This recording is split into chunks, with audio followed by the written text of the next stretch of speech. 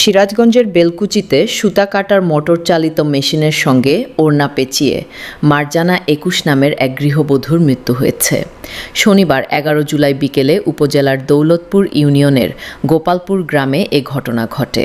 নিহত মারজানা খাতুন ওই গ্রামের হাসান আলীর স্ত্রী ও কিশোরগঞ্জ জেলার কুলিয়ারচর থানার ধুমরাকান্দা গ্রামের মাখনের মেয়ে। নিহত মারজানার স্বামী ও বাড়ির স্বজনরা জানায়, প্রতিদিনের মতো সকাল থেকে মারজানা সুতা কাটার মেশিন দিয়ে সুতার রোল তৈরি করছিলেন।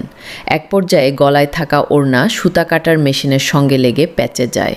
পরে স্থানীয়রা অচেতন অবস্থায় উদ্ধার করে উপজেলা স্বাস্থ্য কমপ্লেক্সে নিয়ে গেলে কর্তব্যরত চিকিৎসক তাকে মৃত ঘোষণা করেন। বেলকুচি থানার ভারপ্রাপ্ত কর্মকর্তা ওসি ইমাম জাফর বলেন, খবর পেয়ে বেলকুচি উপজেলা স্বাস্থ্য কমপ্লেক্স থেকে মারজানার মৃতদেহ উদ্ধার করা হয়েছে। প্রাথমিকভাবে ধারণা করা হচ্ছে সুতা কাটার মেশিনের মোটরের সঙ্গে ওড়না পেঁচিয়ে মৃত্যু হয়েছে। এ ঘটনায় একটি সাধারণ ডায়েরি করা হয়েছে।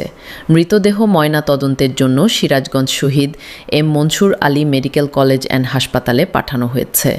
দুর্ঘটনা না হত্যা ময়নাতদন্তের পর জানা যাবে।